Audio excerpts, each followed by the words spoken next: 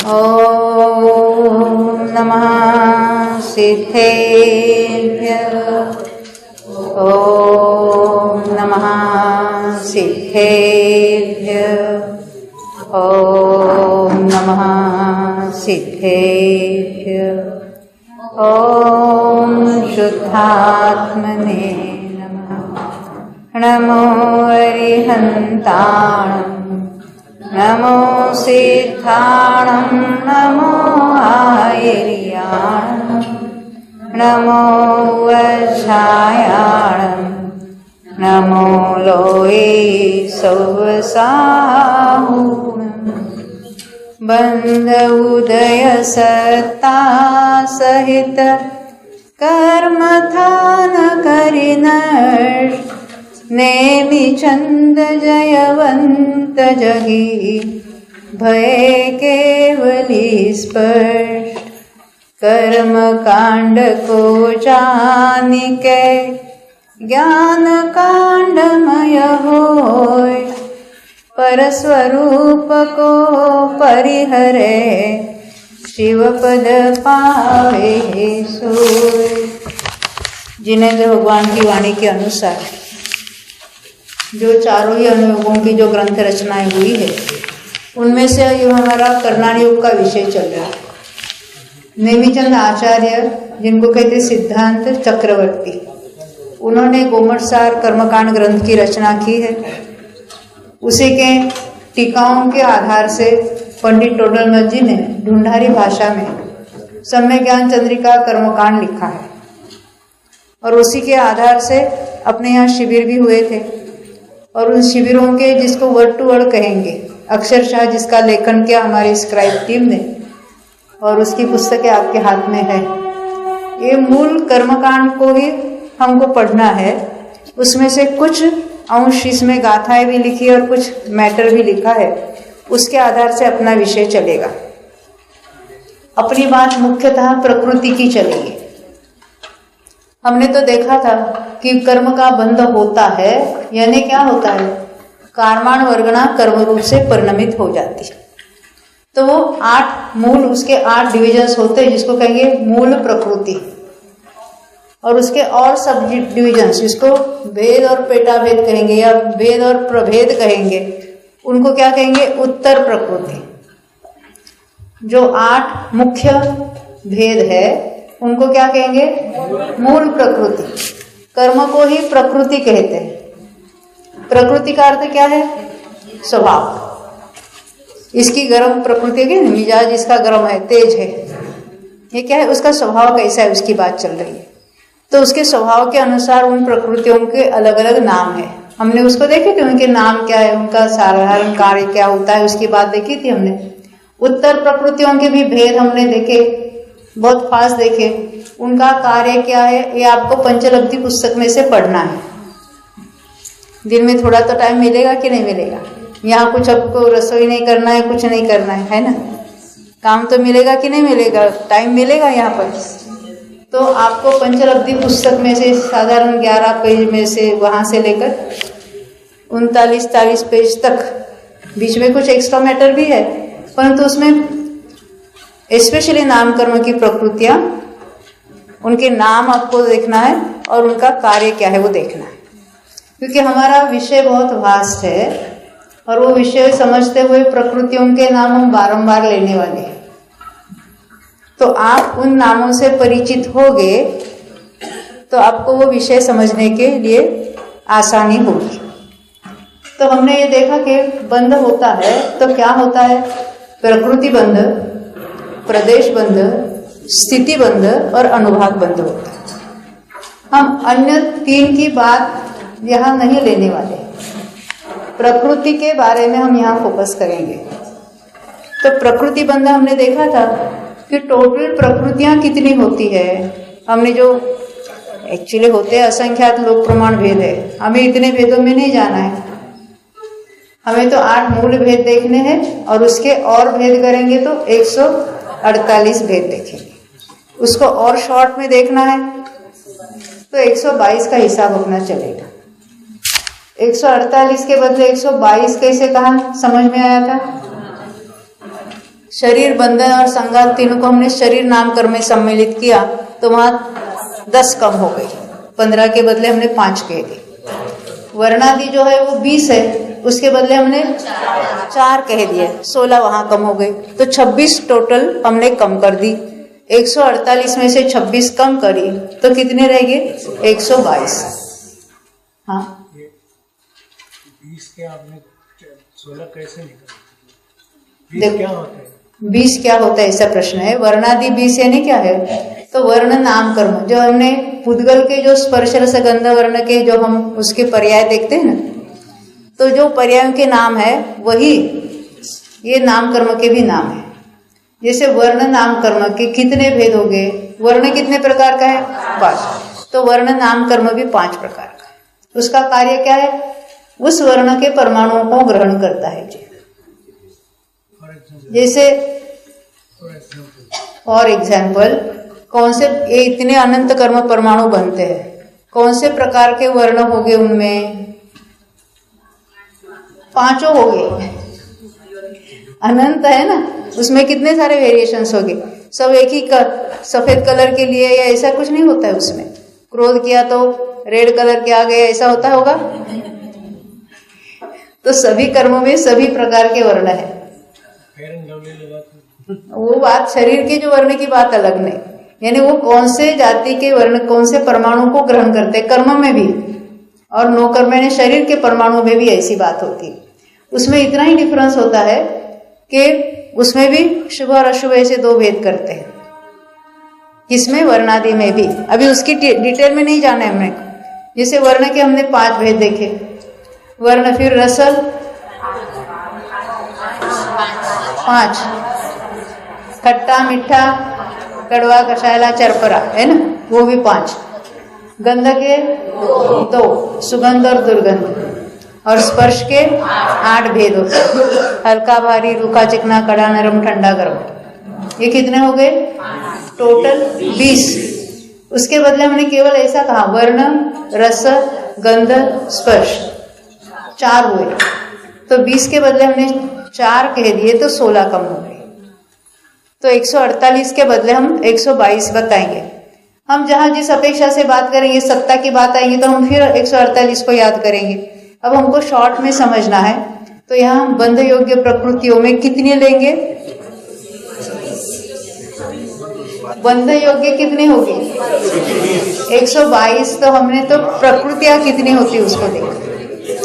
हमने देखा था सम्यक मिथ्यात्व और सम्यक प्रकृति बनती नहीं है, तो बनने वाली प्रकृतियां कितनी है? 120। तो 120 का अपना हिसाब चलेगा। समझ में आती है? अब उसके आगे जरा बंध योग्य प्रकृतियां यहाँ कितनी लिखी है देखो, 5 नंबर का चार्ट देखना है आपको। ये यहाँ लगाए ना चार्ट, बंध योग्य प्रकृतियां 120। तो 120 प्रकृतियां कौन से जीव को बनती होगी? एट अ टाइम 120 प्रकृतियां किसको बनती होगी? मनुष्य को होगी कि नारकी को होगी कि देव को होगी कि तिर्यंच को होगी? हाँ, मनुष्य को होगी, बराबर। हाँ, आप क्या कहते हैं? 117 तो बंधेगी ना। ये तो अनेक जीवों की बात है। देखो ना, इसको कहते हैं नाना जीवों की अपेक्षा। एक जीव की अपेक्षा कितनी बनते वो हिसाब हम बाद में देखने वाले, जब उसको हम बंध स्थान कहेंगे। ये तो अनेक जीव, मिथ्या दृष्टि जो कोई ना कोई जीव कौन कौन सी प्रकृतियां बांध सकता है उसकी बात ही हम बाद में करेंगे। गुणस्थानों में कितनी बनती है टोटल, किसी भी गुणस्थान की मिलकर कितनी बन सकती है? 120। अब कौन से गुणस्थान वाला कितनी बन सकते हैं उसकी बात अलग, कौन से गति वाला कितनी बांध सकता है वो भी बात अलग। ये बंध योग्य कितनी है टोटल उसकी चर्चा यहाँ चलेगी। पहले उसका डिवीजन करेंगे, फिर गति के अनुसार अलग अलग बातें देखेंगे। बहुत विस्तार में नहीं जाना, वैसे कौन से गति में, कौन सी मार्गणा में कौन से बन सकती है, कौन से नहीं बन सकती, बहुत विस्तार है। हमें तो शॉर्ट में किसको क्या कहते हैं उसकी बात यहाँ समझनी है। तो यहाँ बंध योग्य प्रकृतियां कितनी लिखी है? 120। देखो आगे भी, अब उसमें 2 मुख्य भेद किए हैं। पहले 4 समझते हैं, फिर उसको हम पुस्तक के आधार से भी बताएंगे आपको। यहाँ क्या लिखा है? 120 का हिसाब है। एक बाजू लिखा है ध्रुवबंदी प्रकृतियां। हमें इसका अर्थ मालूम नहीं है, पहले 4 देखते हैं उसको कितने होते इसका हिसाब करेंगे। 120 का हिसाब लगाना है हमको। ध्रुवबंदी कितनी लिखी वहां पर? 47 होती। और ध्रुवबंदी कितनी जो रिमेनिंग 120 में से 47 गई तो कितनी रह गई? 73। तो ये 73 को क्या कहा? अध्रुवबंदी। क्या कहा? अब ध्रुवबंदी किसको कहा क्या मालूम? जो ध्रुवबंदी नहीं है उसको क्या कहेंगे? अध्रुवबंदी। यानी वो तो लगातार नहीं बन रही है। फिर भी उसमें 2 उन्होंने भेद किए। किसमें?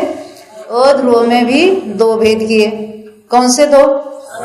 एक अप्रतिपक्ष, यानी उनके कोई अपोजिशन, यानी कोई उसका दूसरा ऑप्शनल प्रकृति नहीं है, उसको कहेंगे वो अप्रतिपक्ष।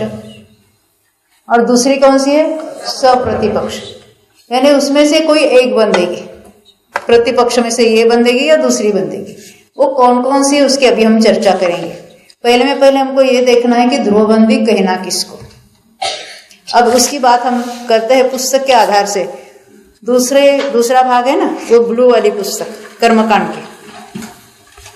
वैसे दोनों पुस्तकों में है थोड़ा वर्णन, फिर भी हम एक पुस्तक सबको बताएंगे फॉलो करने को। 645 नंबर का 644 निकालिए।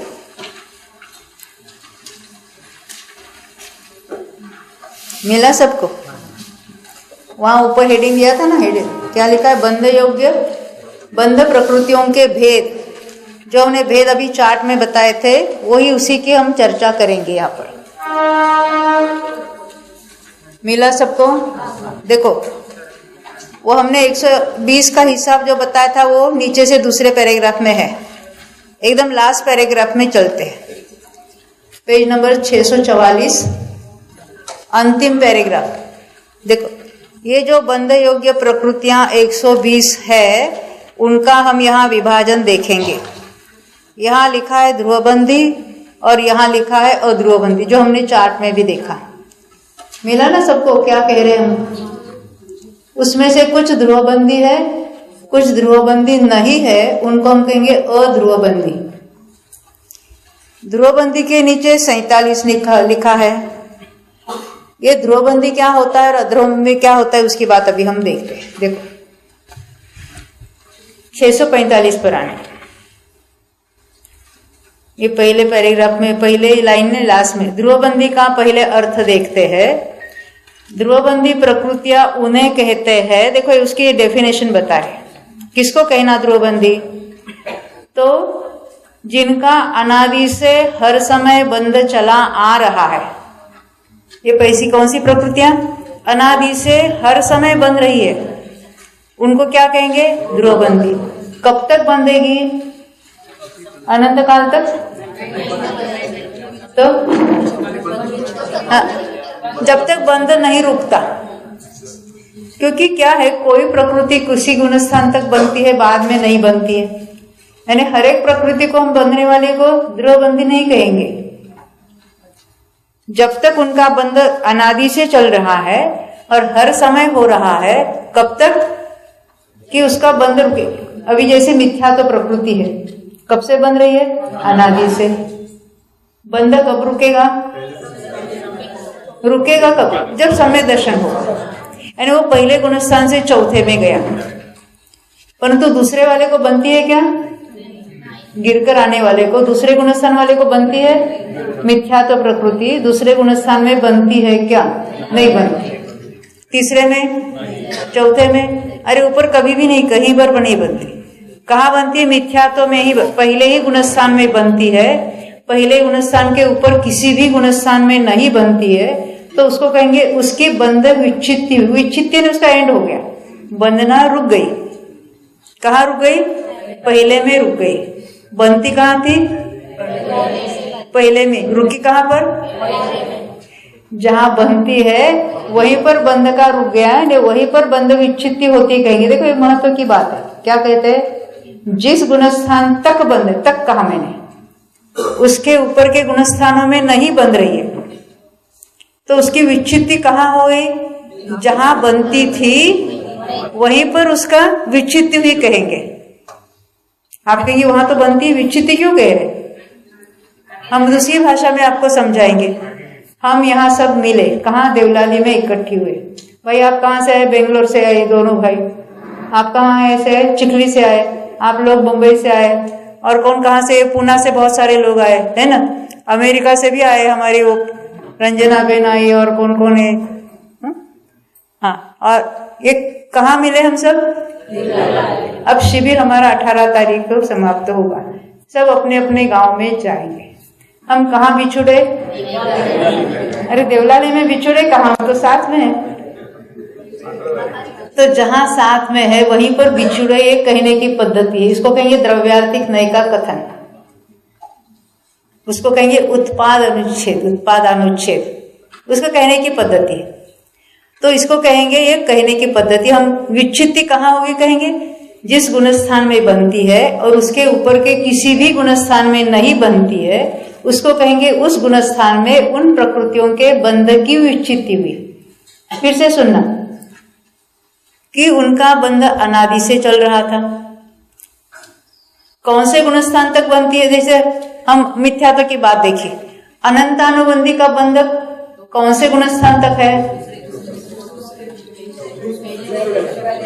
पहले में बनती है, दूसरे में भी बनती है, तीसरे में बनती है क्या? चौथे में? अरे ऊपर कहीं नहीं बनती। तो उसकी बंध की विच्छित्ति कहाँ हुई? दूसरे गुणस्थान में। इसको कहेंगे बंध की विच्छित्ति।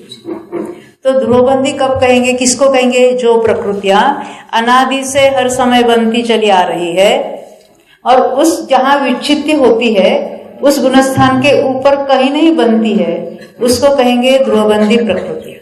अभी हम पुस्तक में से पढ़ते इसके डेफिनेशन। देखो पेज नंबर 645, सेकंड लाइन।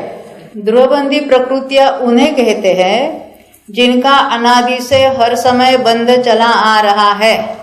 कब तक चलेगा? जब तक उनका बंधन नहीं मिटता है, बंध का नाश नहीं होता है, तब तक बंध रही है। अब ज्ञानावरण का बंध कब से चला आ रहा है? अनादि से। कब तक बनती है ज्ञानावरण? 10वें गुणस्थान तक बनती। उसको क्या कहेंगे? ध्रुवबंधी प्रकृति। ख्याल में आती बात है? ध्रुवबंधी किसको कहना? अनादि से हर समय बनता आ रहा है, उस पर्टिकुलर गुणस्थान तक बंधेगी। उस गुणस्थान के ऊपर चला जाएगा तो नहीं बंधेगी, फिर नीचे आएगा तो फिर बंधेगी। पर जब तक बंध रुका नहीं था तब तक वो बंध रही थी अनादि से। उसको क्या कहेंगे? ध्रुवबंधी प्रकृति। ये जो ध्रुवबंधी नहीं है उसको हम अध्रुवबंधी में डालेंगे। ध्रुवबंधी का अर्थ समझ में आया सबको? क्या है? अनादि से बनती आ रही है। कब तक बनती रहती है? जब तक ऊपर के गुणस्थान में जाने पर उसका बंधन नहीं रुकता है, तब तक वो निरंतर हर समय बनती रहती है। तब उसको हम कहेंगे ध्रुवबंधी प्रकृतियां। उसकी कितनी संख्या लिखी है वहां पर? 47।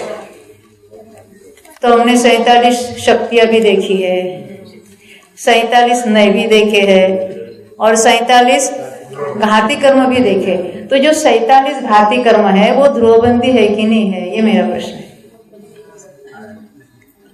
47 है ना? 47 के 47 ऐसा नहीं है, ऐसा नहीं है। सभी प्रकृतियां निरंतर नहीं बन रही है। नहीं समझा? हास्यरति निरंतर बन रही है। कभी हास्यरति बनती है, कभी शोकरति बनता है। समझ में आती है ना? तो उसको 3 वेद है, तीनों का वेद का सतत बंद हो रहा है नहीं। कभी पुरुष वेद बनता है, कभी नपुंसक वेद बनता है, कभी स्त्री वेद बनता है। वो ध्रुवबंधी नहीं गिनेंगे उसको, वो सप्रतिपक्ष में डाल लेंगे। यानी वो 47 और ये 47 इसलिए उसको घाती कर्मों को ध्रुवबंधी मत कह देना। वो कौन सी है उसकी बात हम करेंगे।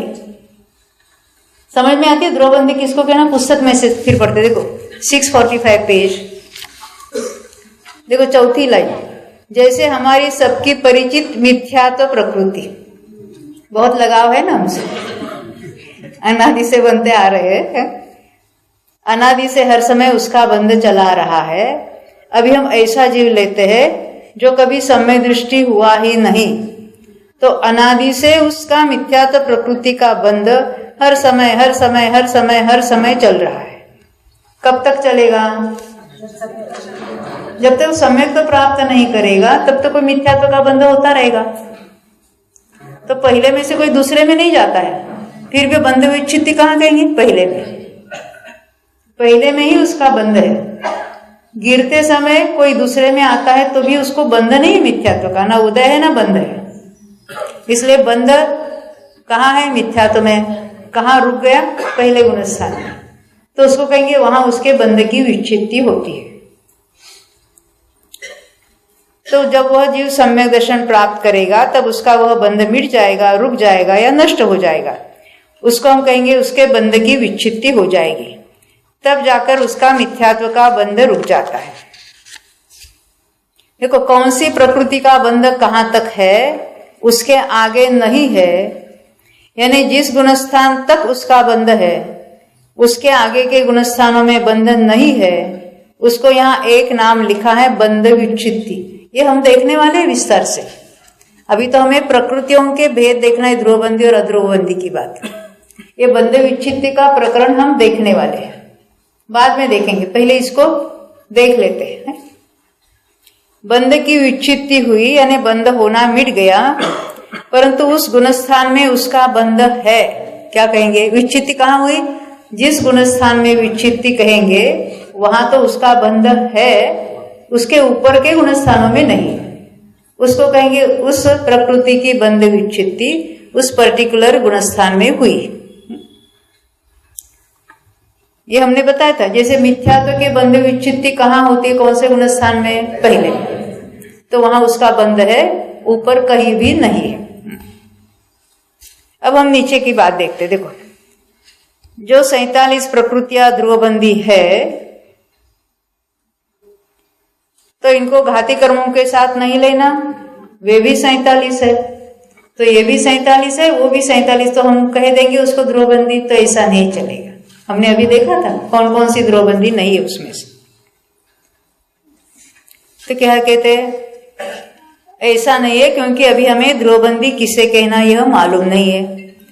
कहते हैं जो अनादि से बनती आ रही है, जब तक उसकी विच्छित्ति नहीं होती तब तक बनती रहेगी, उसको कहेंगे ध्रुवबंदी। तो ऐसी कौन सी प्रकृतियां है जो ध्रुवबंदी है, उसको हम पहले देखेंगे। उनकी संख्या कितनी देखी हमने? 47। अब वो 47 का हिसाब लगाएंगे। कहते हैं ज्ञानावरण की पांचों ही प्रकृतियां अनादि से बनती आ रही है। ये 5 प्रकृतियां कौन सी हमने देखी थी? कब से बन रही है? अनादि से बन रही है। कब तक बंधेगी? 10वें गुणस्थान तक उसका बंध है, वहां उसकी बंध विच्छित्ति कहेंगे। तो वो अनादि से है, बन रही है, हर समय बनती है, तो उसको कहेंगे ध्रुवबंदी प्रकृति। तो कौन सी हो गई ये? ज्ञानावरण की 5। दर्शनावरण की कितनी है टोटल? 9, वो भी ध्रुवबंदी है। तो 9 के 9 कब तक बनती है? हाँ? अलग अलग, परंतु टोटल 9 कहाँ बनती है? हाँ? पहले और दूसरे गुणस्थान। तीसरे गुणस्थान वाले को नहीं, क्योंकि दूसरे गुणस्थान में उनमें से 3 प्रकृतियां बनती है, वो बनना रुक जाती है। कौन सी 3? ज्ञान, बुद्धि, निद्रा निद्रा और प्रज्ञा प्रज्ञा। उनका बंध पहले में भी है, दूसरे में भी है, निरंतर है, सतत चल रहा है। उदय की बात नहीं हो रही है। निद्रा का बंध हर समय चल रहा है, 5 निद्राओं का, पहले में भी और दूसरे गुणस्थान में भी। अभी भी हो रहा है, अभी बंद हो रहा है। उदय की बात नहीं है। हाँ, नहीं तो बंद हो रहा है तो हमें सोने की इजाजत है, ऐसा मत कहना। उदय की बात अलग है। अभी हम बंद को टोटल पक्का करते हैं, यानी सीखने के लिए, और बाद में उदय की बात करेंगे, नहीं तो दोनों का कंफ्यूजन बहुत हो जाएगा।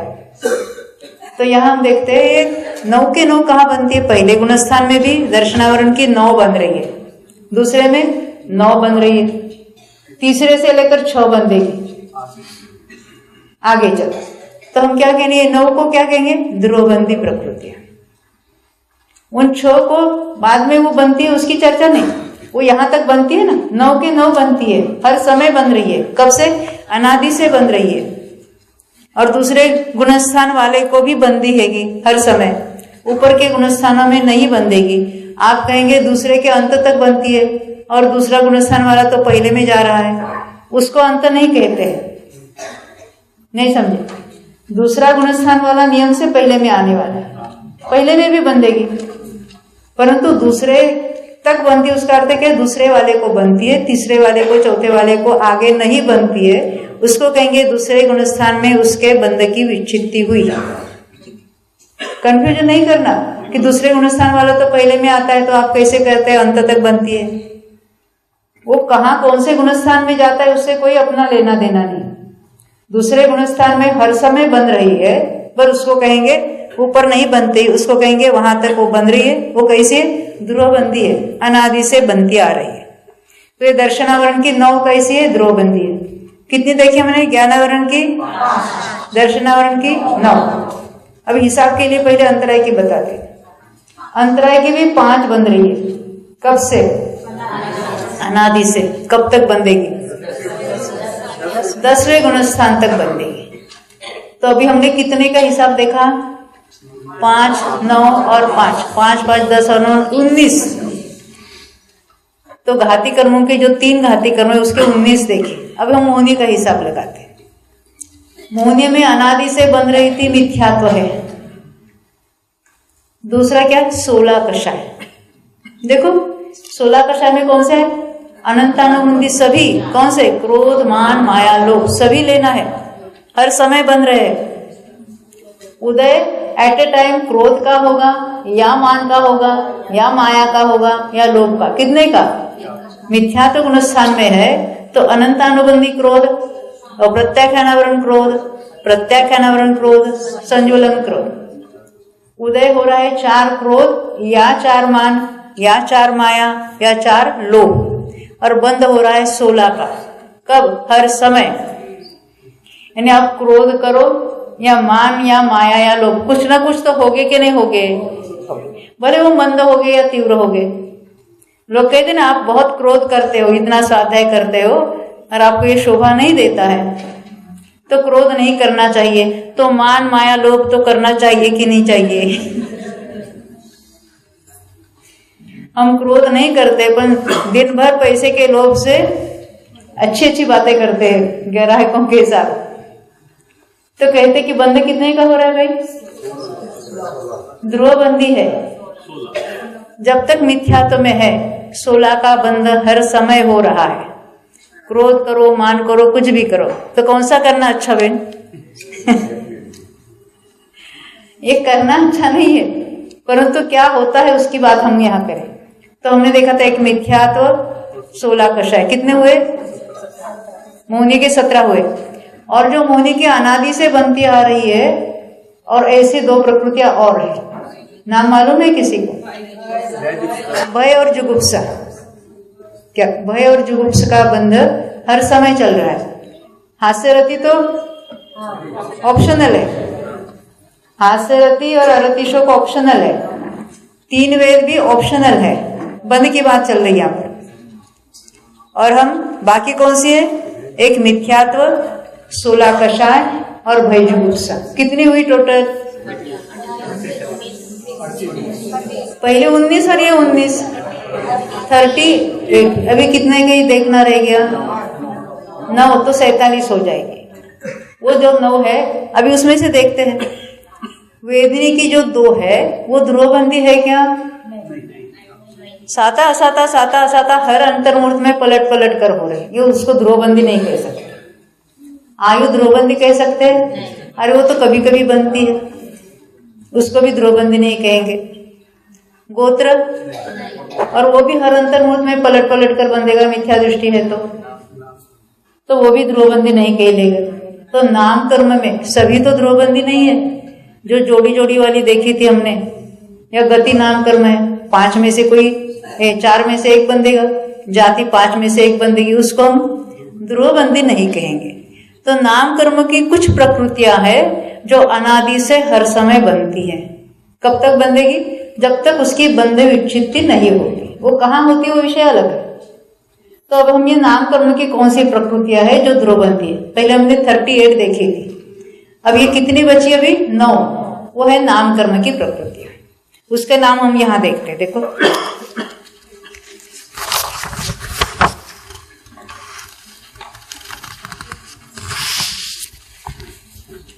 पेज नंबर 646 लेना। देखो ये नीचे का पैराग्राफ हम देखते, हमने देखा था मिथ्यात्व और 16 का शायद देखी थी। भय जुगुप्सा की बात यहाँ कर रहे, उनका बंध भी हर समय हो रहा है। तो देखो नीचे से 1 2 3 4 5, नीचे से छठी लाइन। पहले तो ज्ञानावरण, दर्शनावर, अंतराय की मिलकर 19, ये याद है ना सबको। मिथ्यात्व, 16 कषाय, भय जुगुप्सा की 19 और 19 कितनी हुई? 38 हो गई, 38। और टोटल कितनी थी? 47। अब कितनी रहेगी? 9। तो ये जो है उसमें से कौन कौन सी है? तो देखो तेजस और कार्मा। उसके आगे कौन सी है वो देखेंगे। यहाँ पर 647 पर आए, उसमें तीसरी लाइन हो, चौथी लाइन नाम कर्म की बता रहे। तेजस कार्मान, उसका अर्थ क्या है? तेजस शरीर नाम कर्म, कार्मान शरीर नाम कर्म। और नाम कर्म की अगुरु लघु, उपघात, निर्माण, और आगे कौन से? वर्ण, गंध, रस, स्पर्श। ये 4 कौन कौन से देखे थे? देखो फिर से देखते, आप रिपीट कर सकते हैं। तेजस, तेजस, कार्माण, अगुरु लघु, उपघात, निर्माण, वर्णादि 4, यानी वर्ण, रस, गंध, स्पर्श। कौन रिपीट करेगा यहाँ? हाँ नहीं, आपके पीछे। हाँ, तेजस, कार्माण, अगुरु लघु, उपघात, निर्माण और वर्णादि 4। इनको क्या कहेंगे? ध्रुवबंदी प्रकृतियां। पहले ज्ञानावरणादि के हमने क्या देखे थे? 19, 5, 9 और 5। मोहनीय की 19 और ये 9। नाम कर्म की कौन सी? तेजस है, यानी तेजस शरीर नाम कर्म, कार्मान शरीर नाम कर्म, अगुरु लघु, उपघात, निर्माण और वर्णादि 4। कितनी हो गई टोटल? 47। इनको क्या कहेंगे? ध्रुवबंदी प्रकृतियां।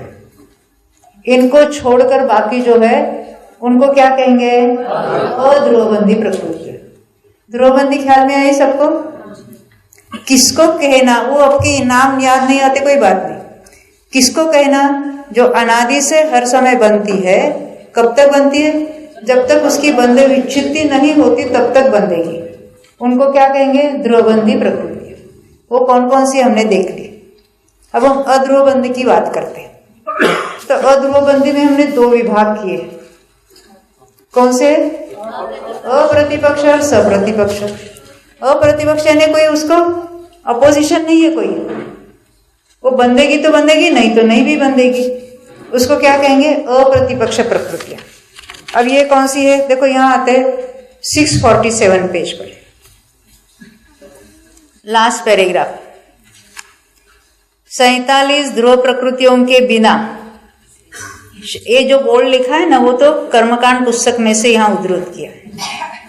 शेष रही 73 प्रकृतियों में से तीर्थंकर, आहारक, द्विक। आहारक, द्विक, द्विक यानी 2। आहारक की 2 कौन सी लेना है? आहारक शरीर नाम कर्म और आहारक अंगोपांग नाम कर्म। उसको हम कहेंगे आहारक शरीर और आहारक अंगोपांग। ये कर्म के भेद है, ये समझना भी। आहारक द्विक में किसको लेना? आहारक शरीर और आहारक अंगोपांग। क्योंकि अभी हम 120 का हिसाब लगा है। जब हम 148 कहेंगे तो आहारक की 4 लेनी पड़ेगी।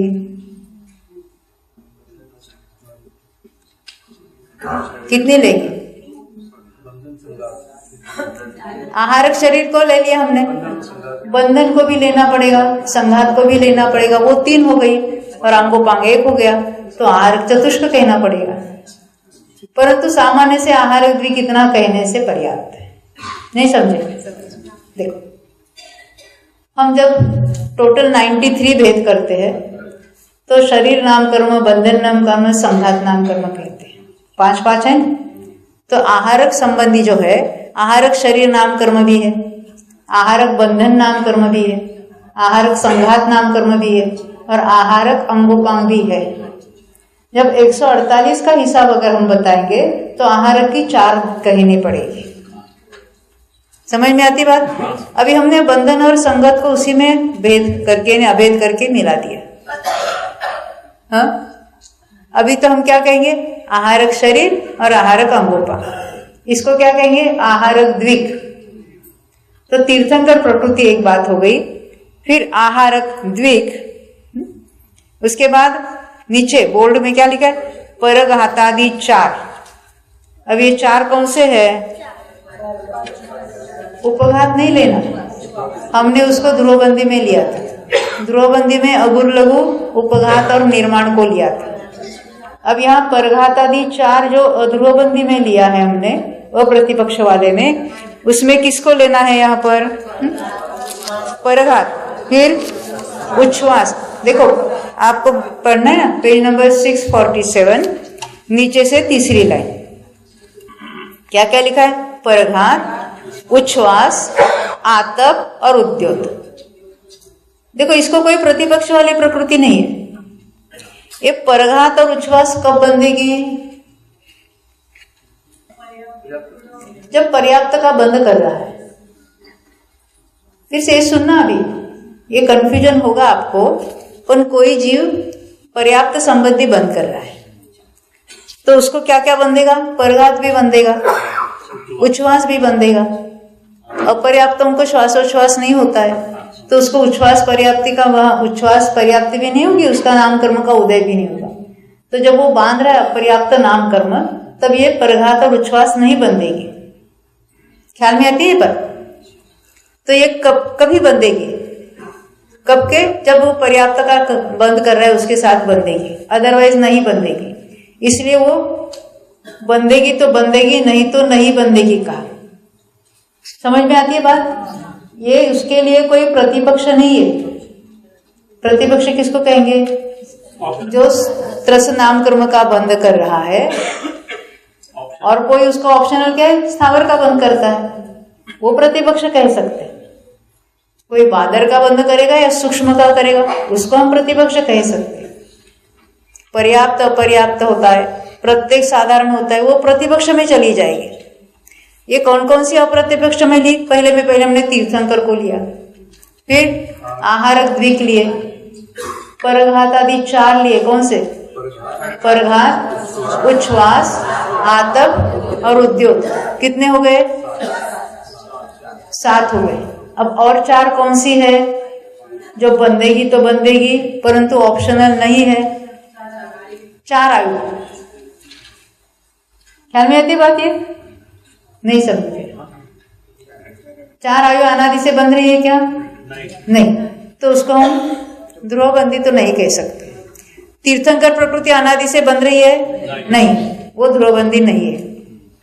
और कौन से? आहारक द्विक। अरे वो तो ऊपर के गुणस्थानों में बनती है, 7वें 8वें में, वो भी ध्रुवबंदी नहीं है। परघात और उच्छ्वास, अरे वो पर्याप्त नाम कर्म बनता है तभी बंधेगी, अदरवाइज नहीं बंधेगी, वो ध्रुवबंदी नहीं है। आतप उद्योग, आतप का उद्योग बंध तो एक केंद्रीय पृथ्वी का एक जो कर रहा है उस संबंधी बंध तब बंधेगी। और उद्योग का बंध तिर्यंच गति बन रहे तो उसके साथ बन सकती है, नहीं भी बन सकती है। तो ये कैसे है? सब अप्रतिपक्षवादी है और अध्रुवबंदी भी है। अध्रुवबंदी में हमने 2 भेद किए थे। कौन से? अप्रतिपक्ष वाली 11 है और सप्रतिपक्षी वाली बाकी सब है। समझ में आता है किसको क्या कहना? ये कौन सी प्रकृतियां है हम पढ़ के देखेंगे, कोई बात नहीं है।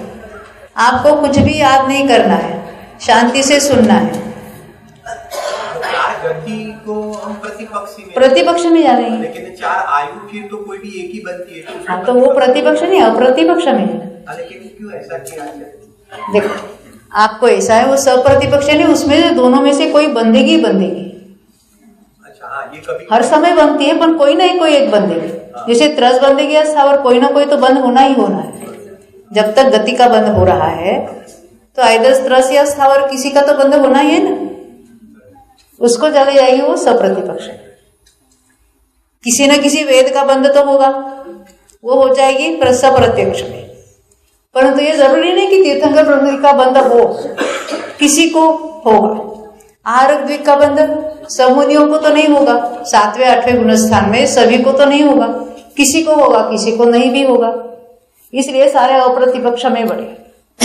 ख्याल में आती है बात? तो ये हमने अप्रतिपक्ष वाली देखी है। देखो यहाँ 648 पेज पर आते हैं, वह नया पैराग्राफ है ना, उसमें क्या है, तीर्थंकर, वही बात हम रिपीट करें। आहारक द्विक है, आहारक शरीर और अंगोपा, परघात आदि 4, कौन से? परघात, उच्छ्वास, आतप और उद्योग, और 4 आयु। ये सब इसको क्या कहा था? अप्रतिपक्ष। समझ में आती बात? अध्रुवबंदी है, और अध्रुवबंदी का एक भेद कौन सा देखा? अप्रतिपक्ष वाली। ये 11 प्रकृतियां है। यहाँ तक ख्याल में आती बात कि बहुत हेवी हो रहा है? नहीं समझते तो दोबारा प्रश्न पूछना इसके बारे में। आगे देखते देखो। तो कभी कभी देखो, आयु हर समय नहीं बनती, कभी कभी बनती है, और ऐसा नहीं है कि 2 समय के लिए बनती है, 4 समय के लिए बनती है, ऐसा होगा?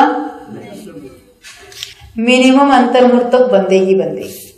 फिर से इसमें से और हम डिवीजन करेंगे। कैसी? तीर्थंकर प्रकृति मिनिमम कितने काल तक बंधेगी? अंतर्मुहूर्त। कैसे? प्रवीण जी आप बताएंगे। इन्होंने बताया सही कि अंतर्मुहूर्त तो बंदेगी मिनिमम। 7वें में शुरू हुआ तो 8वें तक बंदेगी, उतना अंतर्मुहूर्त। हाँ, आपने कहा कि जो मुनिराजों को बंधना प्रारंभ हुई, और मुनिराजों ने 7वें में बंध प्रारंभ किया, और वो ऊपर चले गए श्रेणी में, उपशम श्रेणी में चले, तो क्या होगा? बंधना नया शुरू किया था, मनुष्य भाव में नया बंध होता है। मुनिराज ने बंध प्रारंभ किया और वो उपशम श्रेणी चढ़े, तो 8वें गुणस्थान तक वो बनती है, ऊपर के गुणस्थान में नहीं बनती, तो बंध रुक गया। फिर नीचे आगे फिर बंध प्रारंभ होगा, परंतु कितने काल तक मिनिमम बंद किया उन्होंने? अंतर्मुहूर्त तक लगातार किया। अंतर्मुहूर्त तक तो लगातार मिनिमम बंद होगा ही होगा। आहारक द्विक का भी ऐसा है। मुनिराज 6ठे 7वें गुणस्थान में झूलते हैं, 7वें गुणस्थान में इसका बंद होता है, 6ठे में नहीं होता, 7वें में होता है, 6ठे में नहीं होता, 7वें में, तो 7वें में है तब तक अंतर्मुहूर्त तक बंद होगा ही होगा। आप कहेंगे जो ऊपर जाने वाले, हाँ 7वें में भी अंतर्मुहूर्त और 8वें का मिलकर भी अंतर्मुहूर्त तक बंद किया, फिर ऊपर बंद रुक गया, यानी मिनिमम अंतर्मुहूर्त तक तो बंद होता है। और कौन सी है आगे? परघाता दिए, परघात और उच्छ्वास। ये भी जब तक पर्याप्त नाम कर्म बन रहा है उसके साथ बन सकती है, वो भी अंतर्मुहूर्त तक मिनिमम तो बन सकती ही है। अब रही कौन सी बात? आयु भी हमने अंतर्मुहूर्त को बनती, ऐसा नहीं कि 1 समय 2 समय के लिए आयु बंदी और रुकी, ऐसा भी नहीं होता। पर ऐसी 4 प्रकृतियां कि 1 समय के लिए भी बन सकती है। कौन सी है? आतप, उद्योग और देखो उसमें आई ना, तीर्थंकर आहारक द्विक हो गए 2, परघात आदि 4 और 4 आयु। तो उसमें क्या देखा हमने? कभी बनती कभी बनती, तो हमने 7 कौन सी ली है? तीर्थंकर, आहारक द्विक 3 हो गई और 4 आयु। ये 7 प्रकृतियां अंतर्मुहूर्त तक तो बंदेगी, और बाकी जो 4 है वो 1 समय के लिए भी बन सकती है। इसके बहुत डिटेल में नहीं जाना है हमको, परंतु हमने 11 की बात याद रखी तो बहुत है। इन 11 को क्या कहेंगे? अप्रतिपक्ष वाली। यहां तक समझ में आई? अब हम सप्रतिपक्ष वाली का हिसाब देखेंगे। बहुत लेट हो गया। 4 प्रकृति भी बताई, हाँ। जो 1 समय के लिए बनती है, तो उसमें आहारक द्विक ले लेना। नहीं, आहारक द्विक नियम से अंतर्मुहूर्त तक तो बंदेगी। ओके, तो फिर आता पुट्टी होता और 2 बंद। परघात और उच्छ्वास, अच्छा, वो एक समय भी बनता वो पर्याप्त ऐसा बंद होता है ना, तो वो एक समय के लिए चेंज भी हो सकता है इस तरह से। के लिए भी बन सकती है और एक समय। हाँ, इस तरह से। तो देखो, ये तो अभी हम अप्रतिपक्ष वाली देखी हमने, 11 और वो सप्रतिपक्ष वाली देखेंगे अभी। ये पेज नंबर 649 पर आ रहा है। देखो, ये नया पैराग्राफ वहां से पढ़ेंगे फिर से।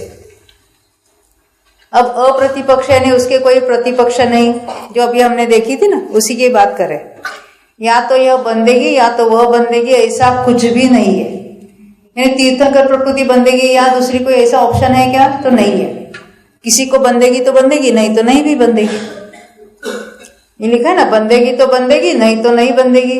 इसको कहेंगे अप्रतिपक्ष वाली। अप्रतिपक्ष किसको कहेंगे? बंदेगी तो बंदेगी, नहीं तो नहीं भी बंदेगी। वे 11 कौन सी है जो हमने अभी पढ़ी?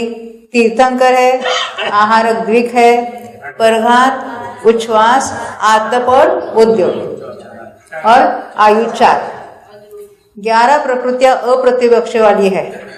और वो कैसी है? तो अध्रुवबंदी है, अनादि से बनने वाली नहीं है, कभी किसी को बंधेगी। अध्रुव क्यों? ध्रुव उसको कहते हैं जो अनादि से आज तक, यानी जब बंद रुका तब तक बनती आ रही है। अब हम अध्रुवबंदी में से दूसरी जो सप्रतिपक्ष वाली है, यानी उसको प्रतिपक्ष वाली कहो या सप्रतिपक्ष कहो, एक ही बात है। ये कौन सी है? तो उनमें तो 62 है। देखो, पहले हमने हिसाब लगाया, टोटल कितनी थी? 120। उसमें से ध्रुवबंदी कितनी देखी?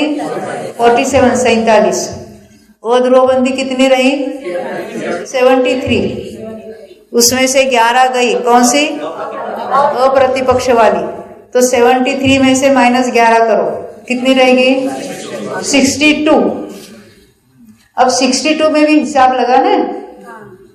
तो अभी कौन सी बची? ज्ञानावरण तो गया, दर्शनावरण भी गई, मोहनी को भी हमने देखा था, बहुत सारी, कुछ बाकी है मोहनी की, अंतराय सब हो गए।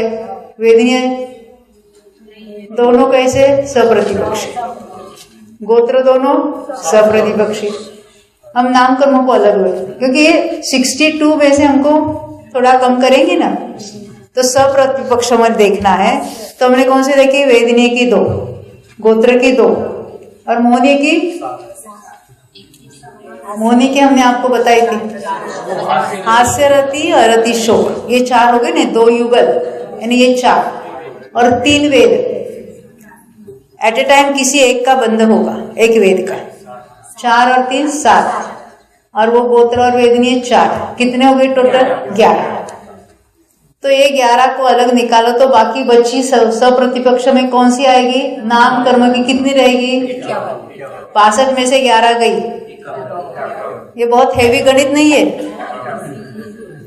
आपको और सरल करके बता रहे। नाम कर्म की 51 प्रकृति है जो सप्रतिपक्ष वाली है। तो नाम कर्म के आहारक को हम सप्रतिपक्ष कहेंगे कि अप्रतिपक्ष कहेंगे? अभी हमने देखा ना, अप्रतिपक्ष। तीर्थंकर को क्या कहेंगे? अप्रतिपक्ष। और ये बाकी हमने देखा था, वो क्या है? सब अप्रतिपक्ष में चली जाएगी। अब हम आगे देखते देखते, तो वो कितनी है? टोटल तो 62 है, प्रतिपक्ष सहित। प्रतिपक्ष यानी उसमें जो एक ग्रुप है, गति वाला एक ग्रुप है, उसमें से कोई एक गति बंधेगी। देखो, गति का बंध हर समय हो रहा है, तो आप उसको ध्रुवबंदी कहो ना। किसी न किसी गति का बंध हो रहा है, उसी गति का बंध निरंतर नहीं हो रहा है। एक गति निरंतर अंतर्मुख तक बंधेगी, फिर दूसरी बंधेगी। मिथ्या दृष्टि है, बहुत ऑप्शन है उसके। कितनी गतियां बांधता है? घूम घूम कर 4 गतियों का बंध होता रहता है। आप कहें क्या कहो, हम तो जैनी है, स्वाध्याय करने वाले हैं, रोज इतना पूजा वगैरह करते हैं, और अभी तो दशलक्षण शुरू हुआ है ना आज से। कौन सा? वो भाद्रपद वाला नहीं, माघ महीने वाला। तो हमको तो नरगति तो नहीं बनती होगी। तो कहते हैं मिथ्या दृष्टि है तो 4 गति का अल्टरनेटली बंध होता ही होता है, अंतर्मुख में छोड़ छोड़ कर। तो कहते कोई एक गति बंधेगी, उसको हम क्या कहेंगे? सप्रतिपक्ष वाली कहेंगे। सप्रतिपक्ष ने अभी यहां तो गति है ना, तो 4 गति में से एक गति बंधेगी। अब कहते विहाय गति का बंध हो रहा है तो कोई एक बंधेगी, गोत्र कर्म का बंध हो रहा है तो उच्च गोत्र बंधेगा या नीच गोत्र बंधेगा, वेदनी में साता बंधेगी या असाता बंधेगी, मोहनीय में भी हास्यरति का बंध होगा या शोकरिति का बंध होगा। ये हास्य के साथ रति ही बंधेगी, हास्य के साथ अरति कभी नहीं बंधेगी,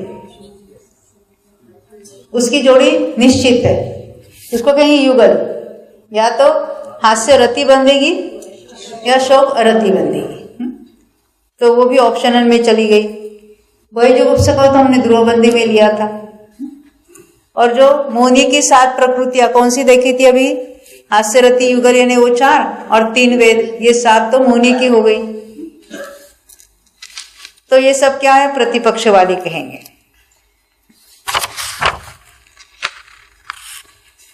ये इसी के बात को हम फिर आगे रिपीट करेंगे। देखो पेज नंबर 651 पर आते हैं।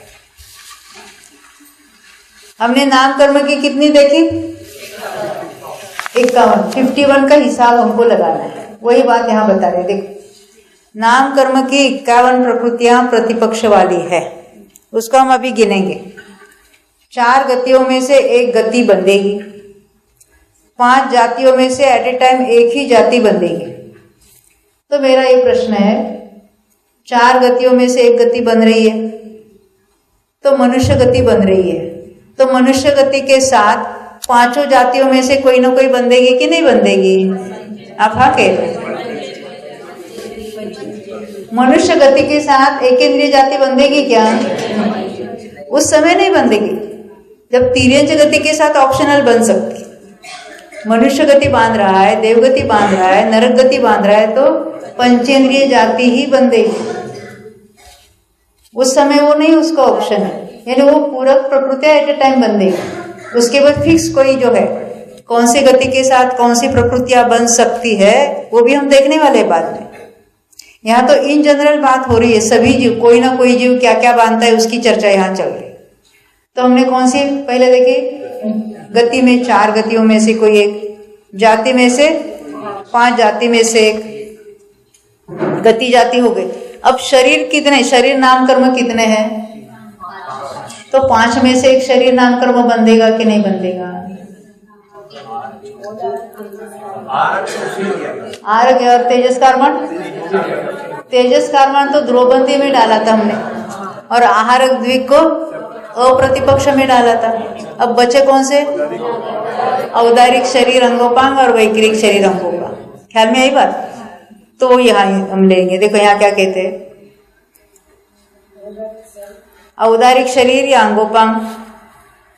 और अंगोपांग कब लेंगे? एक इंद्रिय के साथ तो नहीं लेंगे। एक इंद्रिय की जब बांध रहा है तो अकेले औदारिक शरीर का बंद करेगा, अंगोपांग नहीं बांधेगा। पर द्विंद्रिय से लेकर आगे जो बांध करता है मनुष्य तिर्यंच का, तो वो अंगोपांग का भी बंद करेगा। फिर आगे देखो, अब देवगति नरगति बांध रहा है तो वैक्रिक शरीर अंगोपांग बांधेगा, तो वो ऑप्शनल कहलाएगी। यानी औदारिक शरीर या वैक्रिक शरीर, औदारिक अंगोपांग या वैक्रिक अंगोपांग, ये किस में चले जाएंगे? सप्रतिपक्ष में चले जाएंगे। अब देखो गति, जाति, शरीर, शरीर देखा ना हमने। तेजस कार्मान को तो ध्रुवबंदी में देखा, आहार द्विक को प्रतिपक्ष में देखा। अब आगे देखते हैं। उसके बाद होता है संघात, सॉरी संस्थान। कितने हैं? संस्थान नाम कर्म कितने हैं? 6। तो उसमें से कोई एक संस्थान बंधेगा, सब नहीं बंधेंगे। एट ए टाइम कोई एक संस्थान का बंध होता है, तो उसमें उसको भी प्रतिपक्ष में ले लिया। सहनन यदि बनता है तो एट ए टाइम कितने सहनन बंधेंगे? एक ही। देवगति के साथ कौन सा सहनन बनता है? देवों के वैक्रिक शरीर में कोई सहनन नहीं होता। जब देव गति का बंध कर रहा है उसके साथ कोई भी सहनन नहीं बंधेगा। सहनन कब बंधेगा? मनुष्य तिर्यंश, वो भी एक इंद्रियों के सहनन नहीं होता। तो द्विंद्रियादि के जब हम बंद कर, कोई जीव बंद कर रहा है तो उसको किसी ना किसी एक सहनन का भी, द्विंद्रिय तीन्द्रिय चतुरिंद्रिय को एक ही वो असंप्राप्ति का सहनन वो ही बंधेगा। पंचेंद्रियों को 6 का ऑप्शन है, तो उसको क्या कहेंगे? सप्रतिपक्ष। अभी तक हमने देखे ना, क्या क्या देखा? गति है, जाति है, शरीर में से 2 शरीर 2 अंगोपांग देखे थे, संस्थान में से 6 संस्थान देखे थे, अंगोपांग 2 तो हो गए ना, और सहनन यदि बनता है तो 6 में से कोई बंधेगा। यहाँ तक ख्याल में आई बात? अब आगे की बात देखते। देखो